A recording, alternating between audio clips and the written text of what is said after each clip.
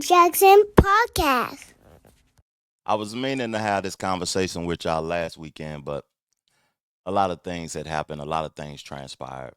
This is class in session, celebrating Black History Month. This is something that we're going to be doing all month. You know, I've been podcasting and creating content since 2020, since COVID. And 5 years it seemed like a long time now because I've seen the growth in my channel, the growth in my conversation. We went from celebrating Black History Month talking about sports and hip hop. Who was the first hip hop group to win a Grammy? Who was the first black quarterback to win a Super Bowl? To now, we're having conversations about intellectuals and people that want to push the race, the culture, and the movement and the economics in the movement forward. I had a conversation with an older guy this week that was very interesting to me because I've been reading a lot of books as of recently and studying a lot of history. And I was talking to this brother about unifying and stuff and how could we protect the community once we evolve it. Because right now, blacks don't have a community. A community is made up of things that you can grow, a place where you can go get um, a hospital, a bank. It's just certain things that makes up a community, and we don't have a community to me no more. But we did previously have a community. This is what the conversation was about: protecting the community. And I was telling him that I did a show on Wilmington in the 1800s. We was talking about Black Wall Street. We was talking about the Red Summer. We also conversed about, I forgot the place in Florida. St. Petersburg in Florida, Tulsa, Oklahoma. We talked about how the black community in Los Angeles had dealt with some things also, and now they're dealing with the migrants, and the migrants is moving the black community out. And he was basically telling me it's over. Only thing you can do is educate and bring awareness. He said it's over. He said our time was the 60s. That was the time to make the significant change. He said it's over. And I was like, that sound negative, man. It's over for real? It was like if we couldn't protect ourselves then when we was more unified, what makes you think we can protect ourselves now that we're not? So that stuck with me throughout this whole week. What makes you think that we can protect ourselves now that we're not unified? People sold out for money. People sold out for gang culture. People sold out to be hustlers, tricks and pimps and things that didn't contribute to the unification of the community.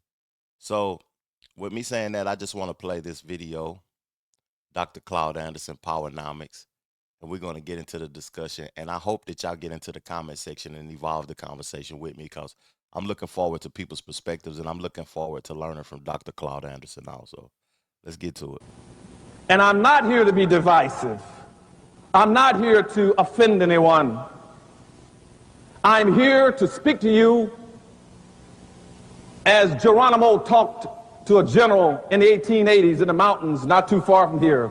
When he met with him at a peace conference, a powwow, and said to him, he said, this morning, he said, I want to speak to you the truth. And I want the truth to be like arrows that go out from my heart and my soul to your mind and your body.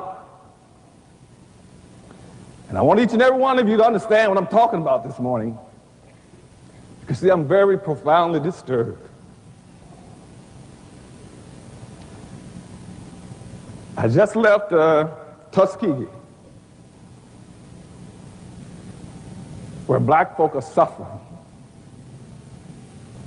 And I'm very disturbed when I go across this country and I cannot find the sensitivities and the concerns about black folk in America that I want to see. And the only minister that I have seen and heard from any place in this nation has been Dr. Price, that is telling you what you should be listening to.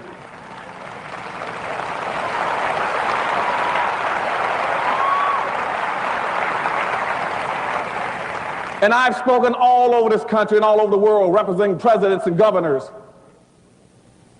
And he is the only minister I've run into so far that violates all the social norms that were exacted on black folk back in the 1790s as this country began to move into an evangelical movement.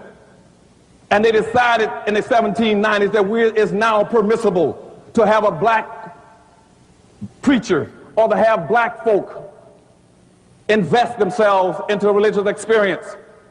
And the establishment in this country says, yes, we will let blacks have their own separate services, but we must pick the minister. We must pick a minister that is controllable. And we must tell him exactly what he's supposed to do. We will license the ministers. So by the 1720s, the entire establishment in this country has set up a system saying that any black minister in this country, he has an admonishment. He must teach black folk three things so that religion will become a control device to help us maintain the status quo on black folk in this country. He says every black minister who we select or we license, they must teach black folk. First of all, when you talk about the Bible, you talk about the master and the slave, you are talking about the white master on earth and the black slave. You must secondly teach black folk to be humble and obedient and accept their life lot, and to be respectful and loyal to the white servant, to the white master. And lastly, you must teach black folk. You must teach black folk that they will get theirs in the hereafter, in pie in the sky. And that went into effect in the 1820s, and every black minister fell in the line and did it. And it stayed like that until after the Civil War, when 119 blacks on October the 19th walked into St. Paul's Church, Baptist Church in Raleigh, North Carolina, and says, we can't take it anymore. As black folk, the suffering is too acute. And said we must at least have 40 acres and a mule or something. You cannot just turn us loose, free, and say we're free, and give us non-economic emancipation where we are pennilessly, poor, impoverished, sick, broken, busted, uneducated, ignorant, homeless, nothing, and say we are now free. And that is the only minister, Dr. Price, that I've heard that understands that you got an obligation in the ministry to go above and beyond that admonishment put on black folk over 150 years ago.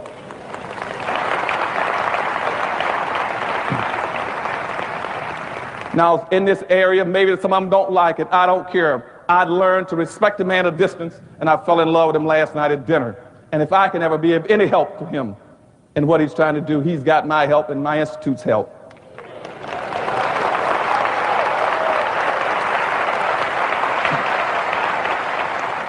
And so this morning, in the time that's been allotted to me, I want to talk to you, as I said, like Geronimo, but I want to be like the great European philosopher Diogenes, who walked through life with a lantern in his hand, saying, I want to lighten the darkness because I'm in search of an honest man. But like Diogenes, I want to walk through this temple and through black America with a new movement I'm trying to create. I want to find not necessarily an honest man. I want to find some black people and some white people that understand the problems in America. I want to find somebody that understands in America that contrary to popular myths, black folk are not progressing in America. Black people are going backwards. In comparative proportional terms, black people in America, where you were in 1850 in this country, you have not progressed. You're still in your same dilemma, contrary to anybody tells you. And you see, I want to find, like Diogenes, I want to find a black person that understands that black folk are not progressing. But more importantly, I want to find somebody, black or white, that don't mind being black and want to talk about the racial problem in this society. I can't even find that with my lantern in life. We got 3 or 4 major black organizations in America. 3.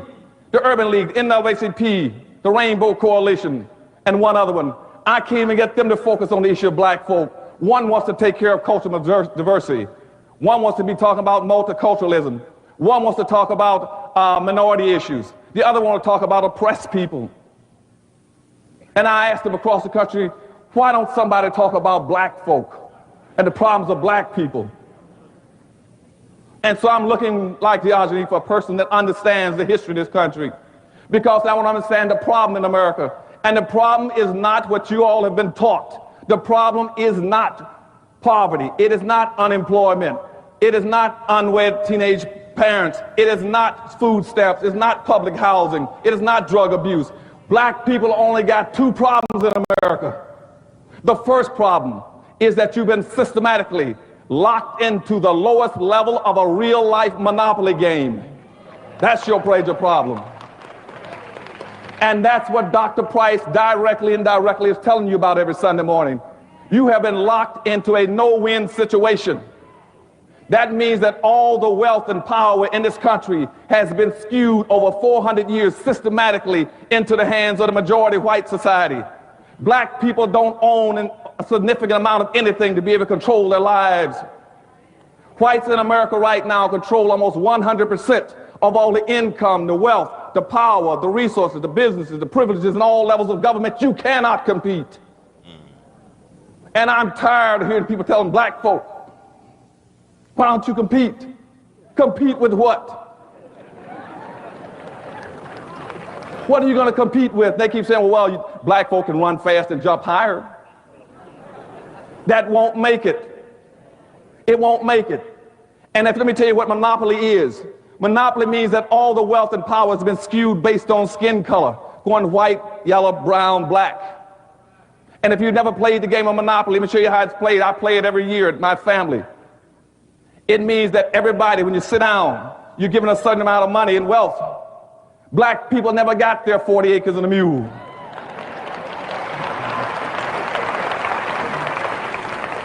Now we're playing this game of Monopoly. And let's pretend for a second in this auditorium that whites got $1,000 to play the game of Monopoly. Asians got $500. Hispanics got $300. Indian got $100. And blacks got $50 to play the game of Monopoly. I'm going to let them cook, but I want to give y'all my perspective on some of the notes I've been taking. Because I take notes when I do these type of episodes so I can have a good conversation, a good thought process to get out to further the discussion, because this is interesting to me when the monopoly analogy that he's making. You know, he said, we are in an economic no-win situation. And I agree with that. Because when I think about it, you got to have an investment. Most people that we perceive to be successful in this country that look like us are doing something to entertain the people with the wealth. Let me say that again. The people that we perceive that has money are doing something to entertain the people with the wealth. That is crazy to me, because it's like we're just being used. We are at the bottom of the totem pole, like how he said. And we could unify and come up and make our own communities and have our own farmers markets, our own banks and all of that. But we still can't protect it. Like the old man told me at the beginning of the show what I was talking about. He told me last week. And that's something that's interesting. People say, well, we got to get there before we worry about protecting it. Nah, we got to be 10, 15 steps ahead of everything so we can, once that transpires and once we get to that level, we'll be able to protect it. It's just, this is a weird place to be in and to be black. This is a real experience, a real crazy experience, especially seeing multicultural people thrive. And they brought you over here to work, and you look at the majority of your people and they still not thriving. Now, this is my notes that I took. So he was talking about controllable ministers, but this was in the 1800s when this happened. So I ain't saying all ministers are controllable now, but by looking at the way things are being taught now, you know, in church and everything, you better off reading the Bible in totality for yourself multiple times so you can get a perspective of what's being said, and then you will be able to hear the foolishness that the pastor is spewing once you go to church. You'll be able to tell a difference in the messaging once you know in totality how you feel about it. You got to gain your own perspective. So controllable ministers, what they teaching is the master and the slave. That's what he said.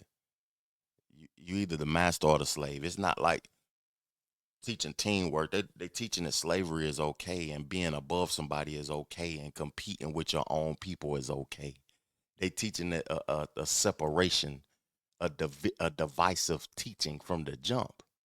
They teaching in the Bible the holiest of holies division, basically. Be humble and obedient. They also teaching that, you know, in the black churches. This is what Dr. Claude Anderson is saying. Be humble and obedient. And you can see that we are like the most humblest, the most obedient race. I even spoke about it on a couple of podcasts and was telling brothers how to react to when getting pulled over. When a lot of brothers don't feel that way, they willing to die to get pulled over. I'm not. I may be different, but that was taught to be obedient. You know, you can protect yourself or whatever though, but you gotta act accordingly, my opinion, when you in a pulled over situation, or you gotta just take it there. But they teaching that in church, be humble and be obedient. So they also teaching that he said the hereafter. You'll get yours in the hereafter. When that's not a good thing to be teaching also. Something else I took in my notes is sensitivity and concerns about black folks. When I heard this, sensitivity and concerns about black folks, when I heard that, I hear nobody cares. I see videos and stuff of people in Los Angeles, people homeless. I go downtown Charlotte. We don't have a homeless problem, but I see homeless people. And it bothers me to see people with wealth, people doing well with themselves, just walk past a person. Not saying that I give all the time. Not saying that I buy food for somebody or give them 50, $100 all the time, but it just don't feel right. It just don't feel right. The sensitivity, there's no sensitivity. Everybody thinks that they'll be all right. They got a job. They can compete, fight. If there's no sensitivity and concerns about black folks from other ethnicities and other races, but not to throw it back on us though, you know, but we got to look ourselves in the mirror. I don't even see us having sensitivity and concern about one another. Real talk. I don't see us having sensitivity and concern about one another. Who movement you supporting today that look like you?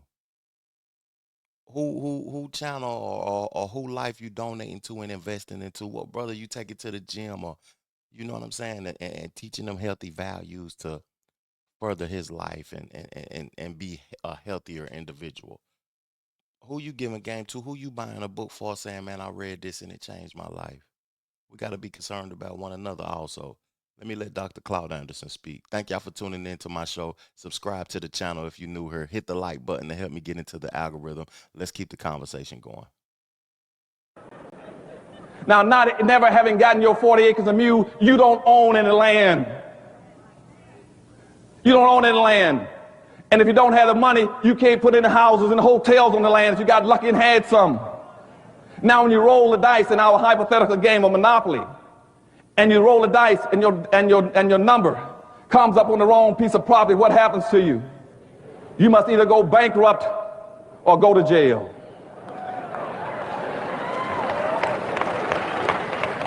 And that's the Monopoly game that black folk are locked into. And when that happens to you in life, when you only got two alternatives in life, to either go bankrupt or go to jail, that is called an underclass. And black people in America are systematically being forced into a permanent underclass. We will be a permanent underclass by the year 2013. And you got about a 2.5-year window left. If we don't do some very specific things and start to come up with some very cogent strategies, comprehensive strategies of doing some things to focus on that number one problem of redistributing the wealth and power back into the hands of black folk, you can hang it up. Don't worry anymore about retiring. After the next 2 or 3 years, don't worry anymore about going to college. It ain't going to work. The doors are going to slam shut on black folk. And what I'm telling you right now is we're going to have to get it together fast.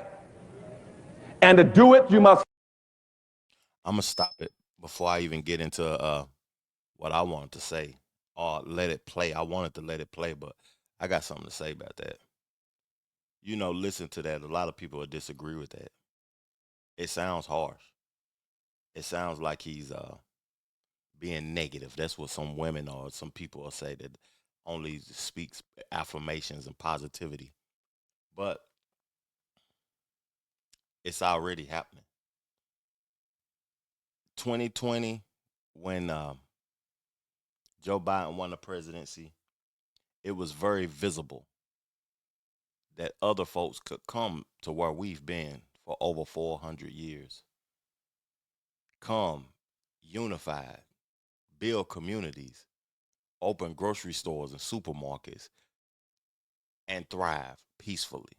And they live peacefully. They don't even be violent towards each other. I noticed this because I live in an Indian community. Houses start off at $750,000. They own all the businesses around the community, all Indian. And I'm in Charlotte, North Carolina, and it's a multitude of cultures that's here. I look around, and the black culture is still in the same position, and it's decimating because they gentrifying the areas where the black folks had been at. They doing that in my hometown also. They doing that in Atlanta. They doing that in Memphis. They gentrifying everything. And this is just an interesting take that black folks will be a permanent underclass because black folks has gotten comfortable over here, and we think that we like the white folks. Who gonna when they talking about the migrants leaving and Trump getting rid of the migrants? Who gonna pick my strawberries? I seen a viral video of a black woman saying that. Who gonna do this for me? Who gonna trim my edges? Who gonna do this and that? They getting rid of all the migrants. Who gonna do this for cheap? We have gotten to the point where we feel as if we are above another race. When those people come here together, unified, and they thriving, we ain't even gonna hire our own partner and pay them a sufficient amount of money to do the job for us. We'll rather give it to a migrant or somebody for a lower fee instead of keeping the money within in our community. Get it at a lower fee and then complain when they ain't around no more. Interesting. First, understand what I'm going to be telling you this morning. And my speech is going to be divided into three parts. I'm first going to tell you about the problems of black America realistically. As Cochise and Geronimo said, I'm going to give you the truth about the current state of black America, point one. Two, I'm going to analyze it for you. And three, I'm going to give you the solutions that we can do together to come out of it. Okay? Now, we got a very serious problem in that monopoly game. We're going to have a converging forces, social forces coming across this country. About 8 major forces are going to push us into that understructure and that underclass position. And let me talk about 3 or 4 of them right quick. First thing, across this country, you're going to have an increasing amount of conservatism. Now, I want you all to understand up front what conservatism means. So I don't care whoever uses that word, you know what it means. Conservatism is a new code word for anti-blackism. Okay? Except now a conservative can stand right in your face and tell you and confess that he's a conservative, which means he is a racist, and not tell you he's a racist. Racism right now, we got racism all over America, and I can't find one racist. And what I'm telling you right now, before my book even hit the market, I'd already predicted in my book that you're going to have a cutback in welfare. I predicted in my book they're going to catch people like in Texaco.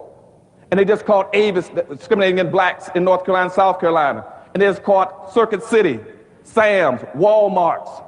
I knew they were going to try to cut out single mammoth districts. I knew they were going to go after affirmative action. I knew there were going to be riots all over this country that are coming. I talked about this a long time ago in the book because that's what conservatism means. Conservatism comes from the root word to conserve. To conserve means to hold on to what you've got. Or those who ain't got, as my mother said in a 3rd grade deaf education, you ain't gonna get. That's what conservatism means. And it means nothing else. It means maintain the status quo. It means use every device that you have to give the pretense that what you see is normal. And right now there's a conservative move in this country going from the white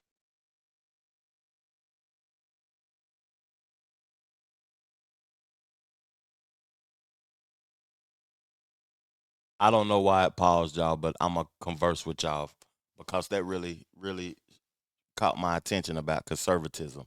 Because I has been, ever since this past presidency, I have been like researching Republicans and Democrats and being a conservative. And I want to read the definition for y'all though first.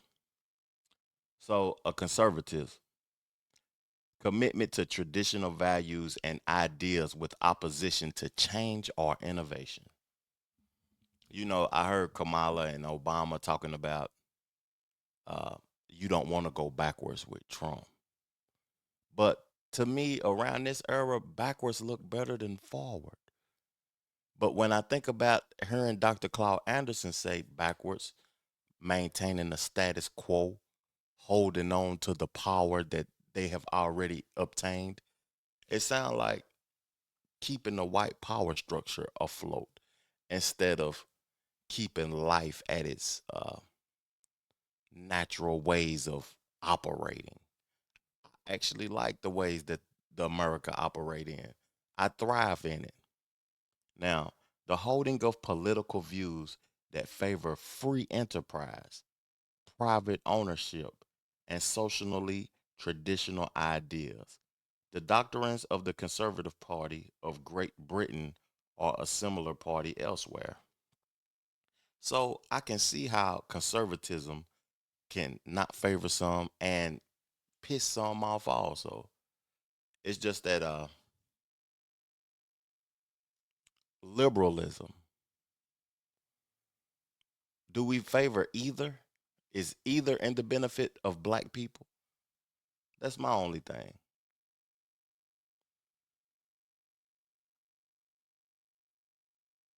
This video done got stuck. I'm gonna tell y'all what we gonna do since the video got stuck.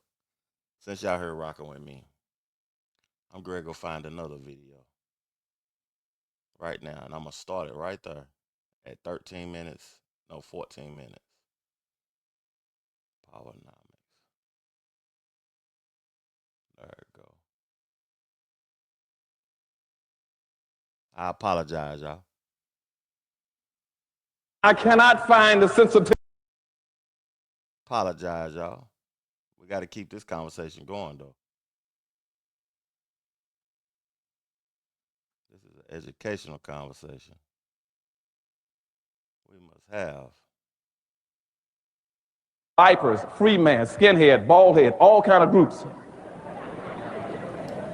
that are organizing and optimistically expecting and anticipating a major clash in this country between blacks and whites. We've had 28 states in the United States now to pass concealed weapons laws. That's specifically so some of the white contingency groups can carry weapons and arms at all times. That's why you have such a major thrust from the National Rifle Association. That's why they're controlling most of your politicians. That's why you have such a major anti-governmental effort in this country. You hear people say, we want to go back to states' rights. We're anti-government. We want to get rid of the federal government. It's not that they're against government. They know that in history, the only people who've ever saved black folk has been the government, twice, the federal government. And if you eliminate the federal government by downsizing the government, black folk no longer have an ally.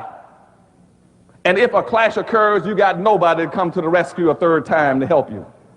You see, you were pulled out of slavery by the federal government. You were pulled out of Jim Crowism by the federal government. There are contingencies in the country that says the next time there won't be a federal government to pull blacks out. And you hear them talk about their anti-government. That's what they're talking about. They're not against government. And later on you hear me tell about why they're not against government. Because you see, primary wealth in this country, the primary responsibility of government is to move wealth and to move power. And that's how the dominant society got its wealth and its power, by using government. But now they want to make sure black folk don't have access to it. That's why they're anti-affirmative action, but I'll get into all that a little later.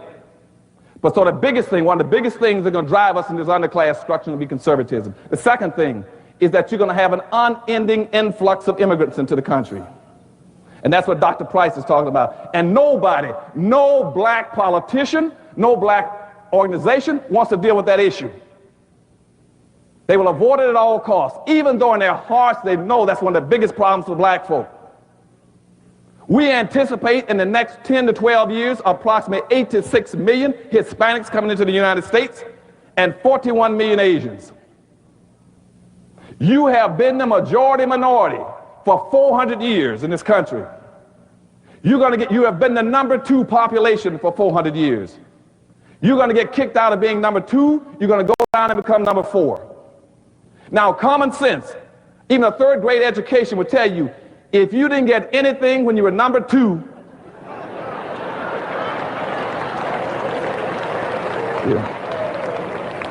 you all jumped ahead of me, but anyway, you can guess what you're going to get when you become number 4. And the worst part about it is as you descend and go down to number 4, those other groups are going to go up. And as they go past you, you're going to have major racial clashes in this country.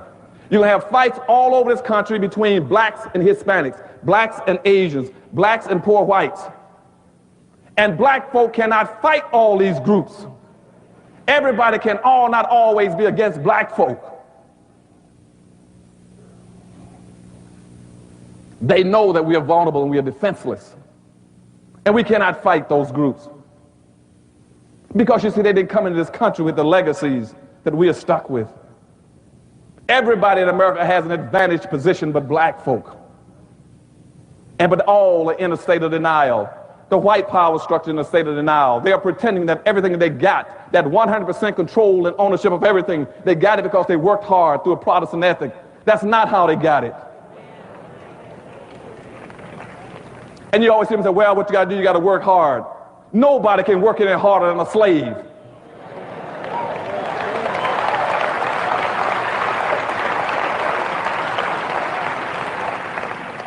But they're going to keep running these games on black folk. And at the same time, we got black folk that are accepting that what we got to do is work harder. And you see, when we get into that in a few minutes about history, what the power structure really wants is what we call unearned income. Slavery was nothing but unearned income for whoever owns the slave. And once slavery ended, that's where Wall Street came from. Wall Street was based on slavery. Everything that blacks were producing went to Wall Street then. And now that all that money that's amassed on Wall Street is still producing unearned income. All that money is producing a regular salary for people. It's in stocks and bonds and dividends. They don't have to work. Never had to work. But we're going to talk about that later on. So what I'm saying now is that you're going to have this massive influx of immigrants into the country that are better equipped. They don't have your legacies. They don't have your disadvantages. They're walking across the border. They're going to get a free lunch. They don't have to pay dues. But you got public policies in this country that are equating them to black folk. They're equating them to black, and what we've allowed them to do starting in 1970 is to wrap themselves in black folks' suffering and pretend somehow they've suffered along with black folk. And therefore, whatever program is created under this misguided label called minority, that they are equal to you and over you. And we're going to deal with that whole concept of minority in a few minutes too. So that's the problem with the influx of immigrants. And what they are doing is coming into the country and doing what we've never been allowed to do and we've never been bright enough to do in some senses, is to build your own communities. You got to build your communities. You see, every group that when they leave their homeland, the last thing they do is look in the mirror. They look in the mirror and says, I'm going to America. And I'm going to go to America. I'm going to find me a community or neighborhood. Or I'm going to build one with people who look like me. And so that's why you go all over this nation, where they're coming out of Asia. You will find Vietnamese towns all over California, little Cambodias. You'll find a Chinatown in every major city. You'll see the Hispanics come in. They'll build a little Mexico, a little Havana, a little Hialeah. You find little Italys, French towns, German towns, Greek towns, Polish towns, but you cannot find one black town.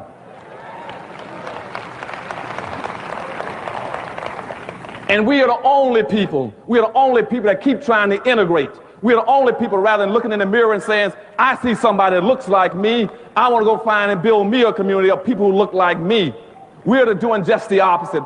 That's your second problem, is inappropriate behavior of black folk. We keep looking in the mirror and says, I want to get away from everybody that looks like me.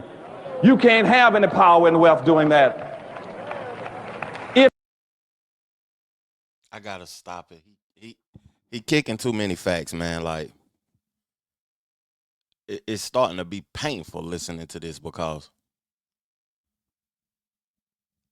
we move away from each other. We don't want to help each other build the communities. We feel better protected when we get a little bag and we move out to the other neighborhoods where it's nobody like us instead of unifying in our neighborhood. You get some paper in your neighborhood, people that look like you want to kill you. He said, I'm reading my notes. The federal government is what has saved black folks, not black folks. They passed bills of integration. When they passed that bill of integration, that means that we became one in their society. They don't have to put us on a pedestal and help us thrive. They can do the few that they can control, but they ain't gonna do the masses of that. They putting us to work. Who can work harder than a slave? They profiting off of unearned income, and we the ones in the field getting our hands dirty. But to get just a piece, some crumbs of the American culture, we had to have the federal government save us because we didn't save ourselves. We didn't build those communities. We didn't go get loans and get houses next to each other and just build our own.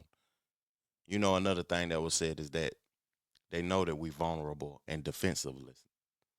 We can't defend ourselves. They know it. Black folks, we get on the internet and get the capping and acting like we need to unify. We, us, we ain't French, first of all, man. We. I ain't with all of that. We. Your actions that show that you're a part of the community of what you're doing or whatever. We vulnerable and defensiveless.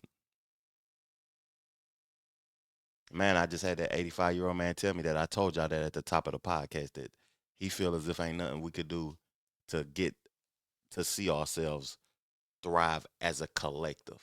He told me, worry about yourself, youngin. Worry about you, yours, and your loved ones. Because it'll never happen. If it didn't happen in the 60s, it's not going to happen now. Y'all vulnerable and defensiveless. We just heard Dr. Claude Anderson say that. Is that negative to y'all? Or is that truth? And you going to accept it for what it is. The last thing I want to say before I continue to play him is that public policies, equating them to black folks. We see that with DEI, diversity, equity, and inclusion. We see that with a multitude of bills that's been passed and policies that's been passed that is for the collective, not for the specific. I've been talking about that on multitudes of podcasts, and this came out in 2010, but it's more relevant today. The things that he's speaking today has transpired, and it's just truth. Let's go. If you don't have a community, you cannot rebuild Los Angeles without a black community. If I cannot come in this city, you can tell me where every black lives, where he stays, where he works. You don't have a community. And all of you that want to go in business, don't waste your time. You cannot start a business and operate without a town or a community. Why can't you do it? Because without a community, you have no market. If you don't have a market, every black gonna go by your store at 200 miles an hour heading for the suburbs and heading for the malls.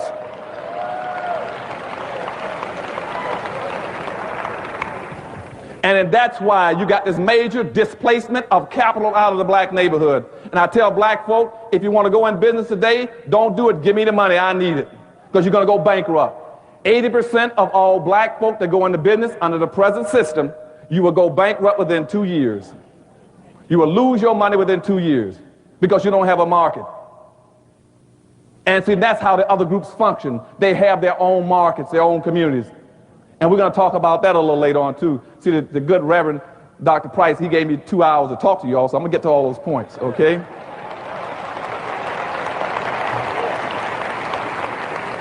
So we got major problems. That's the second thing, is dealing with this influx of immigrants. And what I'm telling you is that they're not coming in here to be your partner or your ally. They're coming in to compete with you. And your black organization and your black leadership in this country is afraid to teach black folk how to compete with all these other groups.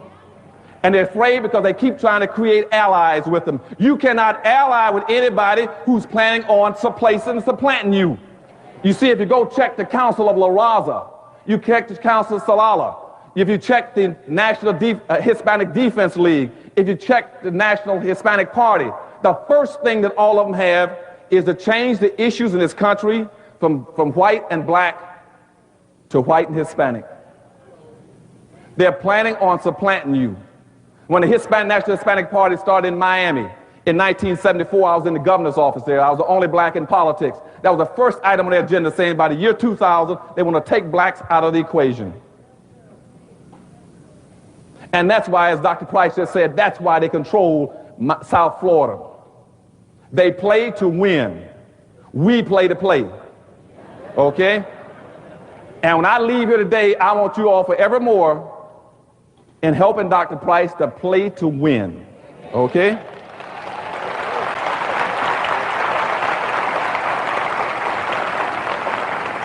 The third thing that's going to hurt us and push us into this underclass structure is technology. You got blacks running all over the country telling black folks, some people, well, what we're going to do, we can overcome racism if we get involved in technology. Won't happen. Technology has never been a friend and ally of black folk. It has always been our worst enemy. Why has it been? Because you see, racism has always kept us in our place. And technology has always come along and run over that place. That's why technology has always been our enemy. See, when you keep a black man as the porter, then all of a sudden you come along with a floor sander, he's gone. You keep him as the elevator operator and you put a computer in the elevator. You keep him as a dishwasher and you get an automatic dishwasher. You all understand what I'm telling you? So when black people come to you telling you, well, you get technology, no. You said, no. What we have to do is to get behind technology so to stop running over us. And I got friends in Washington, D.C. going all over this country telling black folk, you got to get into the information highway. And you can overcome racism. Whites were not that dumb. You cannot get on the information highway and overcome racism. Because the information highway is like any other highway. It's a transportation system.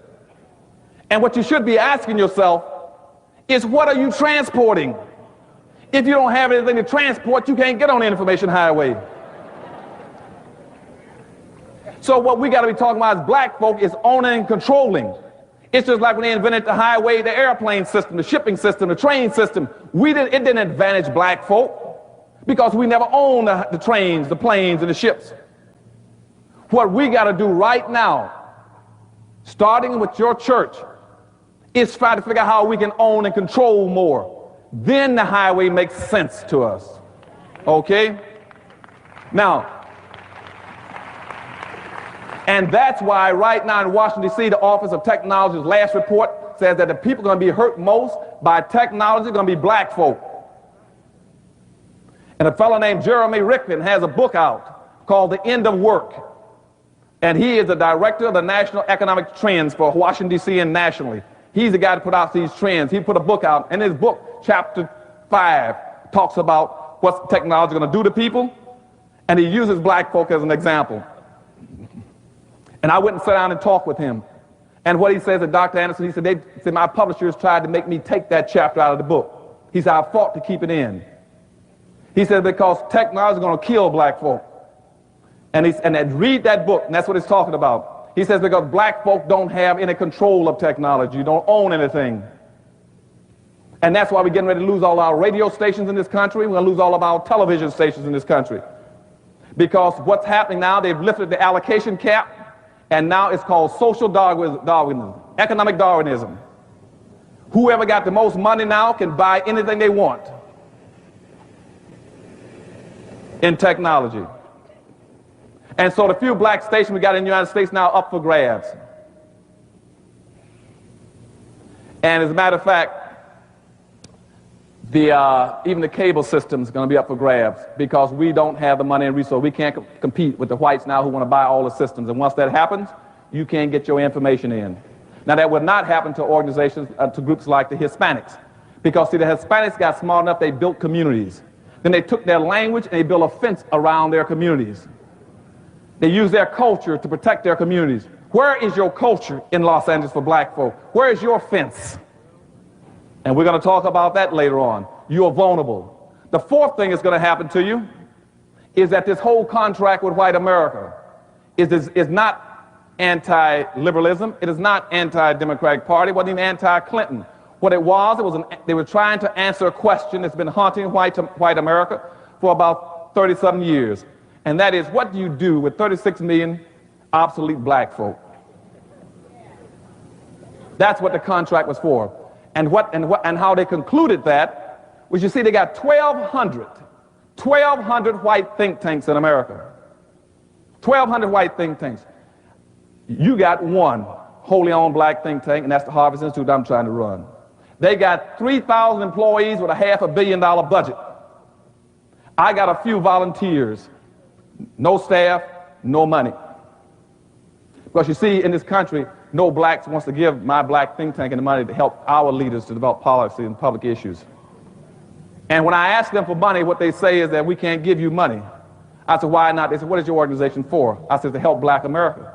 They said, who's going to benefit? I said, black folk. They said, who's going to work in it? I said, black folk. They said, ooh, too black. And the first thing that comes to my mind is, how can you be too black? What is too black? 10, 20, 30? What's too black? Nobody ever says something is too Jewish, too Indian, too Asian. And I'm telling you, people are telling me this too blackness comes from our black entertainers, our black athletes that's making $100 million. They could give the money to us that they're paying in taxes because we're tax exempt. But they'd rather give it to the government than even give it to an organization to help black folk in this country. Because they don't want to be black. And I keep trying to tell them, it doesn't hurt that much being black.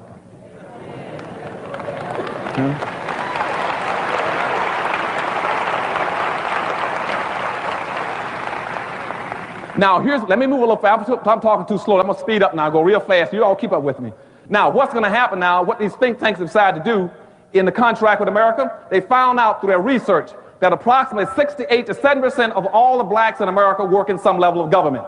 This happened as a direct result of the civil rights movement. See, at the end of the civil rights movement, instead of moving against the problem to get more wealth and power for black folk, our civil rights organizations pushed us over looking for jobs. And so all of our black folk, then over 50 to 60% of all the blacks that got jobs after the civil rights movement went into government. So 68 to 70% of all the blacks in America are working either in federal government, city government, state government, county government, libraries, and school systems. So when you hear white folks talking about downsizing government, what they're talking about are de-employing and disemploying black folk. They know that. They know that. So in Washington, D.C., they plan on firing 480,000 people. And what the Office of Management and Budget, right out of the White House, says is that for every white person who gets fired, we're going to fire 2 blacks.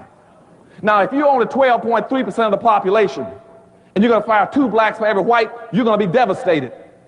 Now, let me give you the real picture, even before they started firing black folk. Let me give you the real true options for black folk. There's only 3 things that you can do in this world as a black person to earn a living and survive. You either must work, go on welfare, or you steal. Now, for those who missed that, let me give it to you again. You either work up here, you go on welfare here, or you steal down there. You're talking about your crime problem. I'll show you how you get into your crime problem. Now, right now at the top level, everybody prefers to work. Now, I just told you that 68 to 70% of all the black folk are working in government. 26 to 28% of the rest of the blacks are working in white corporations. And those white corporations are going to follow the government. They're going to downsize. You're going to see IBM cutting back, Apple Computers, and Meritech, Lucent Tech, now all of them are going to cut back. Only 2% of the blacks in America work in their own stores and their own business in their own communities. Only 2% that are not vulnerable. Only 2% of blacks are not vulnerable. The rest are vulnerable in America. Now look at the problem at the top.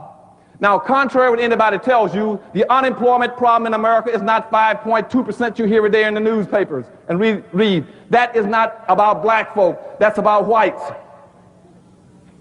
They're only talking about people who are either getting unemployment compensation or looking for jobs. That's how they're getting that figure. The unemployment rate in America for black folk today is 34% nationally. We got to stop it. We got to touch on some of these talking points. I hope y'all enjoying this conversation. Um, what are some more conversations y'all want me to premiere on the show and talk about on the show and have to discuss on the show? Because this is a very informational one. I love what Dr. Claude Anderson is saying. I'm over here taking notes so I can further the discussion with y'all. And I hope that when y'all watching this, y'all can get into the comment section and give me y'all thought process. And I'm gonna reply to every comment. I want to converse with y'all. I want to learn throughout this whole month and just build with my people.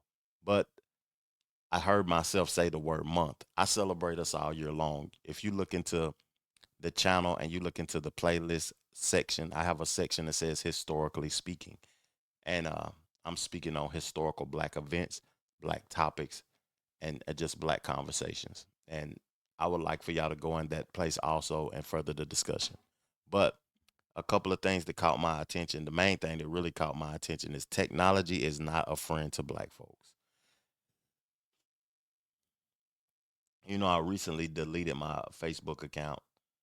Um, I'm about to delete my Instagram account. I deleted TikTok. I used to think that I was using those places as platforms to promote my YouTube channel and my website and the app that I'm about to create and finish up and start creating because I got to have my own platform. And it's a reason for that that I'm going to discuss after I talk about this technology stuff. It's not a friend to us because technology for the rich people, they use it as a promotion tool. They use it as a promotion tool to promote what they're doing, commercials that they're in, or the businesses that they're trying to evolve. Some women use it as a tool to promote their OnlyFans in all communities. Some people use it to promote a rap album, entertainment, or to act like they stunting on people with new outfits and going on trips and all of that. But I think that it's a hindrance, man. It's a time consuming thing that is it has zero benefit. You know, at one point in time, I used to be on social media thinking that I was connecting with old friends from high school. But it's a reason God let them people walk out my life. It's a reason why I don't communicate with those folks no more. And I don't need to be trying to relive something from the past that didn't serve me and is not serving me now.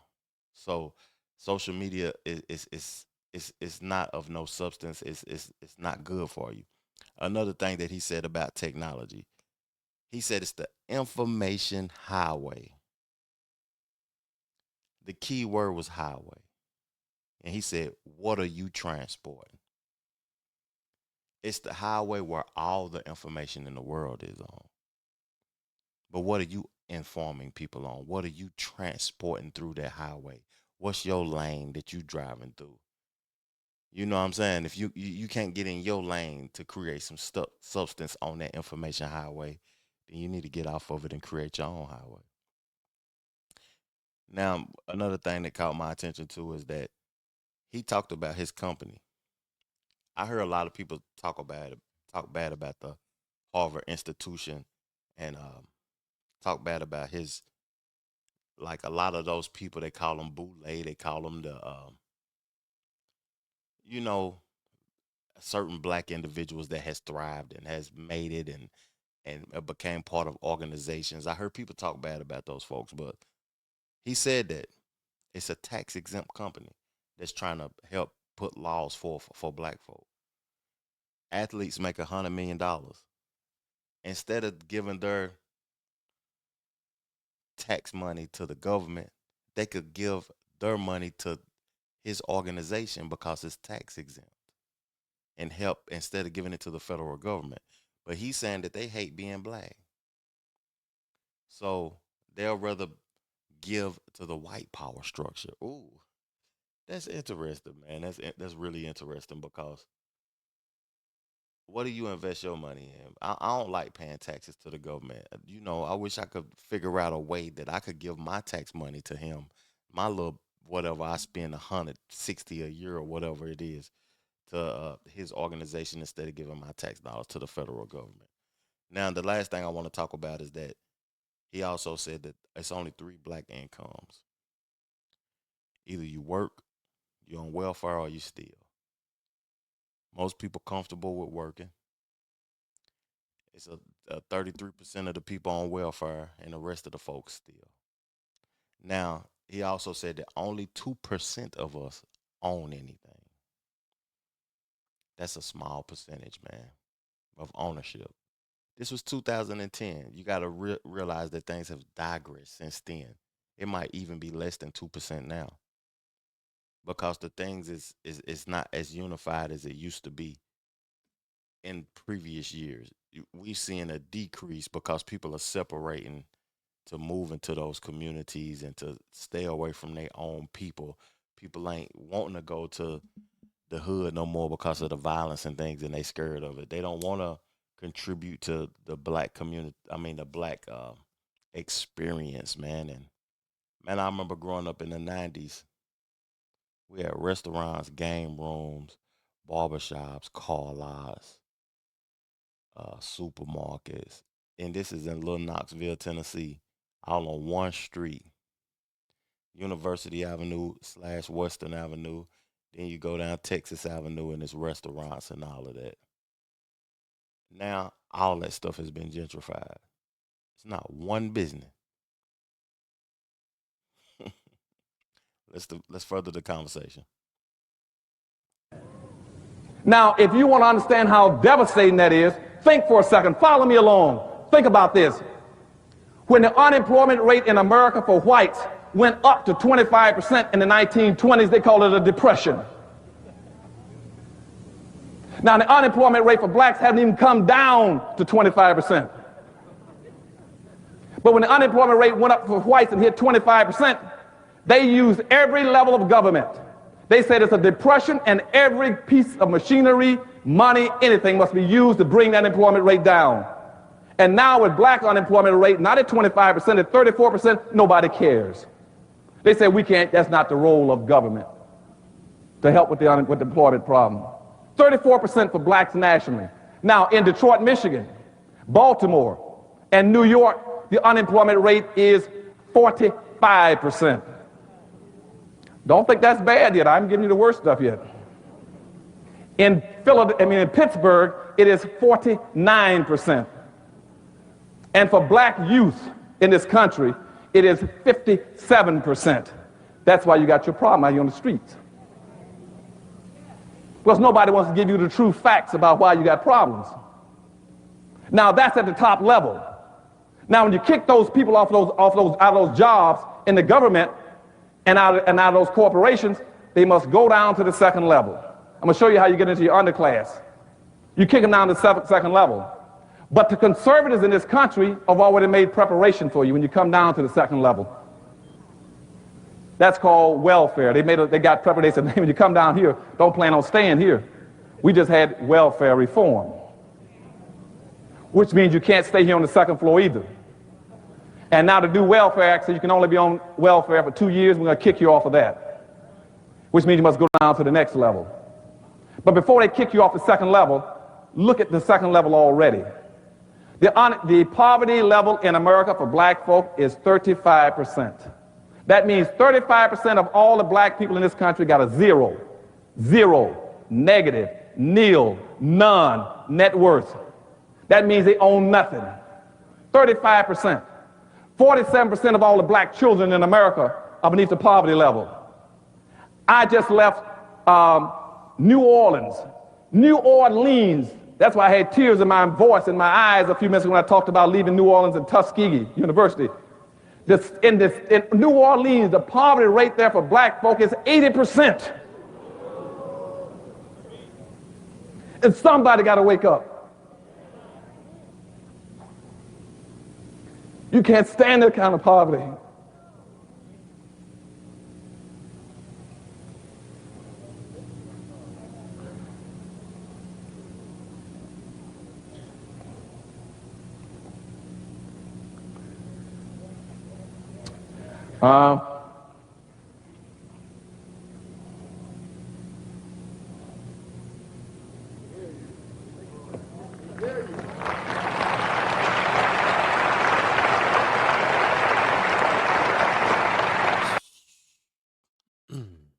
We're going to end part 1 right there. I'm going to upload part 2. That's halfway through the Powernomics conversation that he had. He got passionate about it, man, because of the poverty rate. You know, if you've ever experienced that poverty rate, which few people have, it's quite a few people who have, but people that's watching this in the comfort of their home may not have experienced that. It's painful.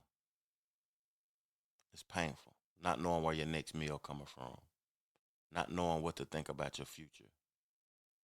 If you do have kids, not knowing how they're going to get an education and further along with their life. It's painful. Salute to Dr. Claude Anderson, man. We're going to further the discussion here shortly. Appreciate y'all, man. Peace, love, plenty of abundance. Make sure you go get you some money and I'm gone.